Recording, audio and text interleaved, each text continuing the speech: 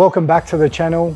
If you're a combat sport athlete or hobbyist who is confused about where to start with your neck training, today I'm going to walk you through a 5-step progression model on what I use with my clients and athletes on a weekly basis to improve the strength and resilience of their cervical spine. Firstly, we need to understand what planes of motion the cervical spine moves in. The neck moves in flexion, extension, lateral flexion, and rotation. Now, if you're a contact sport athlete, you know that the neck is one of the many key resilience sites that is going to be exposed to repetitive forces on a consistent basis due to the demands of the sport. Okay, so if you're new to neck training, a good, safe, conservative place to start is the banded 4-way neck series. I use this with my combat sport athletes who are sore and stiff after sparring, and I also use it with individuals who are new to neck training. All you're going to need is a band which is roughly about 1 inch thick. We're going to tie it off onto a squat post, and then we're going to pop it around our head to get started. Okay, so the first exercise we're going to be performing here is we're actually resisting flexion here. So the band wants to pull me forward. I then have to use my neck extensors to resist flexion. To initiate this exercise, I want to keep that chin tucked. I want to have a nice soft bend in the knees. I want to be loading the hips as well. And all I'm going to do is bring my ear to my shoulder, moving the cervical spine laterally from left to right sides.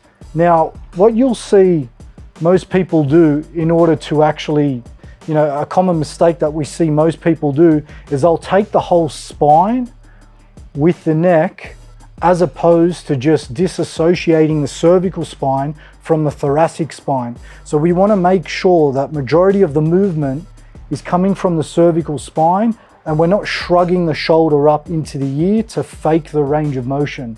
We actually want to keep nice tension on that band, bringing that ear to shoulder as we move through lateral flexion.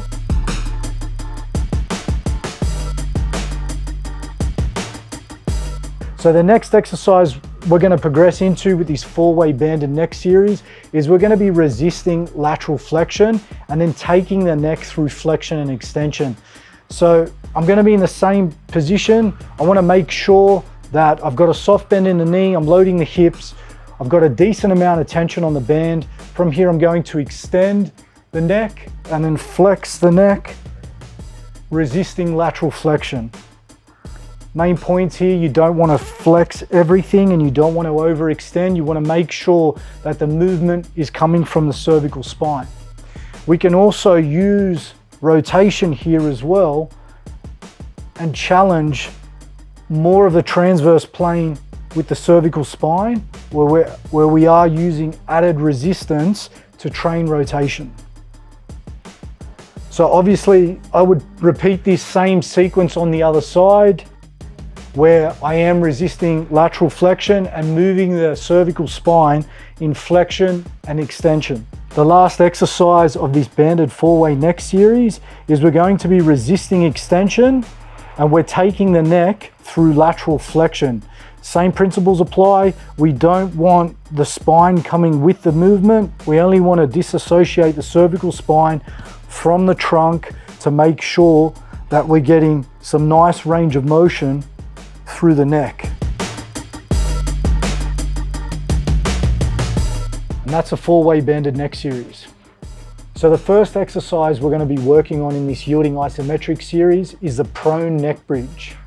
Now, with this exercise, I need to make it very clear that the closer you bring your head to the floor, the more intense this exercise becomes because you have more of your center of mass over your axial skeleton.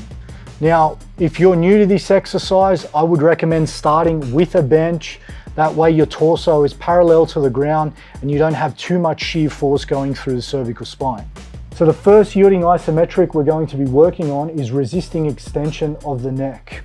All I'm going to do from here in my setup position is place the top of my head on the bench. I then want to walk my feet out into a comfortable position with the soft knees, and I can take my hands off the ground, holding this position here. You are going to feel a big contraction through your midline, and you're going to feel like these deep neck flexors working really hard. If you're struggling with this position, you can use one hand for support, you can use two hands, and then gradually take one hand away as you build up strength over time. The second exercise we're going to be working through is a supine neck bridge, where the cervical spine will be working really hard to resist flexion. So to initiate this supine neck bridge, we want to make sure that we've got the back of our head on the bench. We then want to have our feet planted into the ground. We're then going to extend the hip, making sure that our torso is parallel to the floor. We're going to tuck the chin, and then we're going to camp out here for the prescribed amount of time. So the last exercise is a lateral neck bridge isometric hold. This is going to be the most challenging variation that we go through today. In order to set up for this position effectively, all I want to do is come down onto the floor in a side plank position. I'm going to rest my ear on the bench. From here, I'm going to push my knee into the floor and extend my hips. And I'm going to be driving that ear hard into the bench. You're going to feel a nice contraction through the obliques as well, but you're also going to feel a nice bit of stress along the lateral part of the cervical spine. Here I'm resisting lateral flexion. If you find this position a bit too challenging to start with, you can always use your arm for support in order to take some of that weight away off your neck. There you have it, guys. That's our neck bridge isometric series. We're now going to move on to building strength through length. So guys, the third part of this neck training series is we're going to be building strength through length now. I've got a neck harness here, and I'm also going to be using some dumbbells and plates in order to train the planes of motion of the cervical spine. So the first exercise, we're going to be taking the neck through flexion and extension using a harness. So I'm sitting on a bench here, and I like using a bench because it allows me to kind of just let the cervical spine do most of the work, as opposed to me just extending and flexing the thoracic spine with it. So the weight that I'm using is a 12 kilo kettlebell. Obviously you can play around with how much weight you use here. So all I'm going to do is pop this over my head.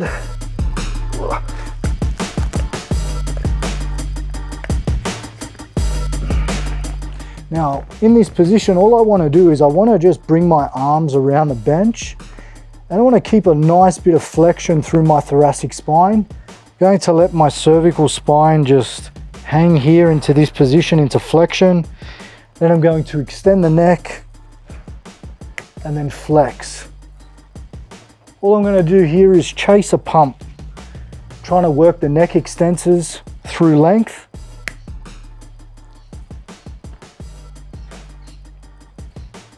What you'll see when people start struggling with weight or they go too heavy, they end up trying to extend everything with it, and it kind of defeats the purpose of building strength through length, because the neck is not actually moving through flexion and extension. So guys, that was flexion and extension with a neck harness. I highly recommend investing into purchasing a neck harness. They're fairly cheap. You can buy them for like $30 on eBay. So the next exercise, we're going to be working the neck flexors and extensors again. This time we're going to be prioritizing weighted neck flexion. All you're going to need is a little towel. You can use a plate or a dumbbell. For the purpose of today, I'm using a dumbbell. I find it a lot easier to set up with because I've got something to hold on to. What we're going to do is hang our head off the bench. I'm going to place that towel on the head. From here, I'm going to bring the point of the dumbbell on top of my head, and I'm just going to allow that neck to move into extension, and then I'm going to flex up into this position. Now, you can play around with weight here depending on your current capacity and what you can tolerate. I find this quite therapeutic, and it feels really nice on the neck flexors.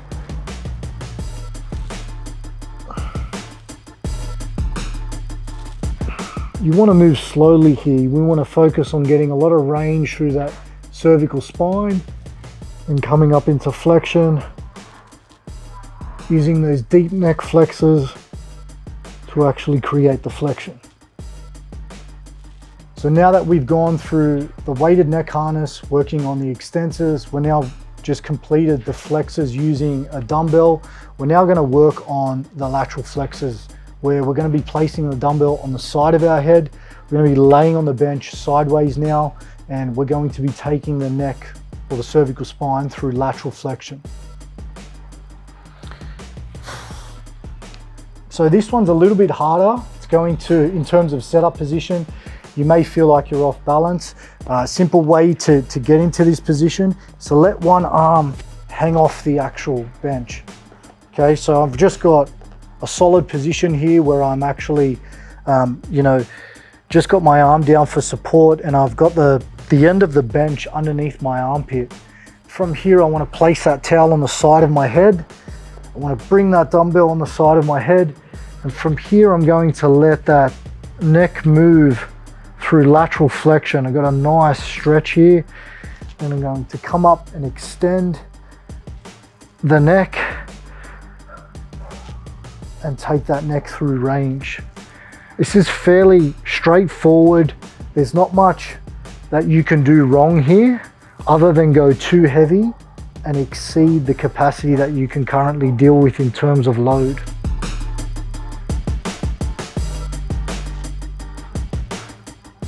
So guys, that completes our strength through length with additional load. Just make sure that you complete the lateral neck flexion on both sides when you're doing this exercise.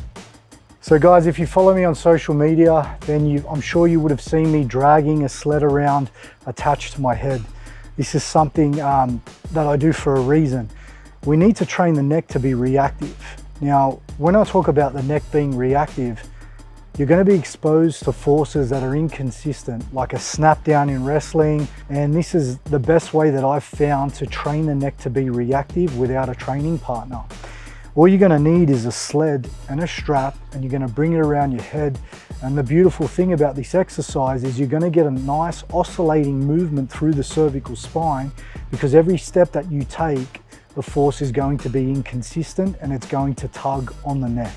So you're going to bring the strap around the back of the head here. All I'm going to be doing here in this position is I am resisting flexion.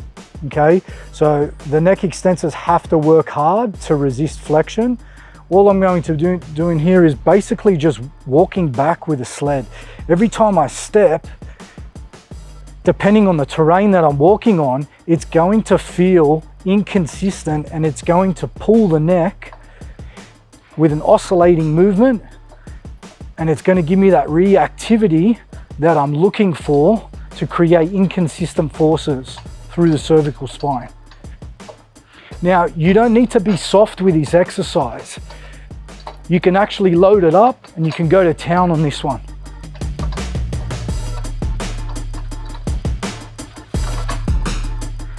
You're probably not going to do this exercise in front of a lot of people in a commercial gym, but if you want to build a robust neck, you're just going to have to push that aside, and you may look silly for half an hour. What we're going to do again on this variation, now the strap wants to pull me this way, the lateral neck flexors have to work really hard, and from here I'm going to be crossing the legs over and stepping out into a lateral sled pull. Now this one's going to be the most challenging, moving in the frontal plane as I'm trying to pull this sled across, and every step that I take, I'm feeling that inconsistent force go through the cervical spine.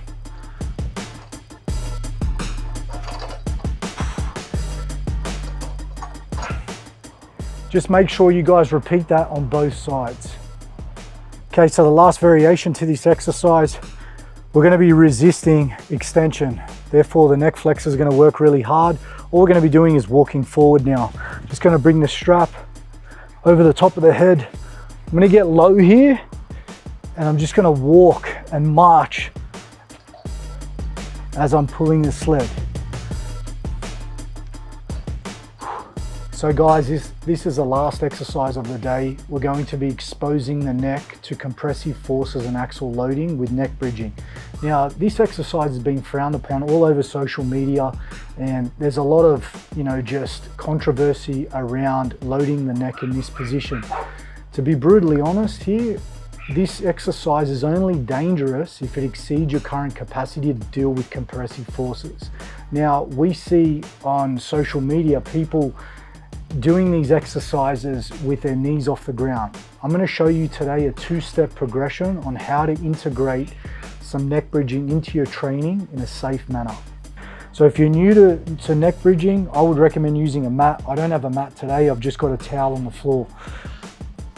The easiest variation to take the neck through compressive forces is on your knees. So the more of my weight I have on the ground, as I said, as my center of mass is behind my neck and it's not on top of my neck, that means I'm going to have less axial loading going through the cervical spine. So the first variation is fairly conservative. We're on the knees.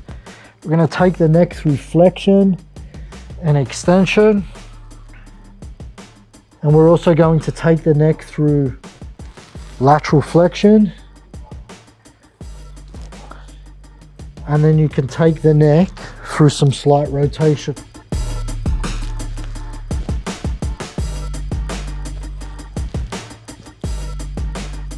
A progression from here would be simple as taking the knees off the floor.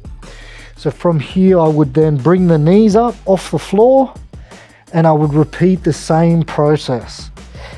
Taking the cervical spine through flexion and extension, and then lateral flexion.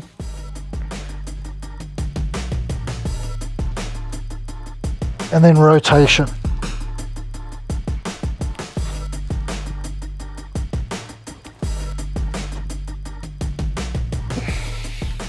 So guys, the last exercise of this neck bridge series is we're going to take the neck through larger amounts of extension.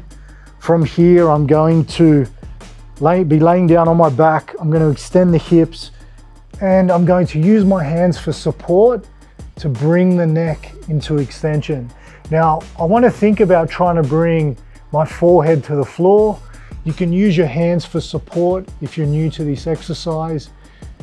And we're going to come back down into flexion and then pushing back up into extension. So if you're comfortable in this position, you can take your hands off the ground and move the neck through flexion and extension. You can also look at taking the neck on a diagonal angle where you will get a bit of lateral neck flexor going in there and a bit more rotation.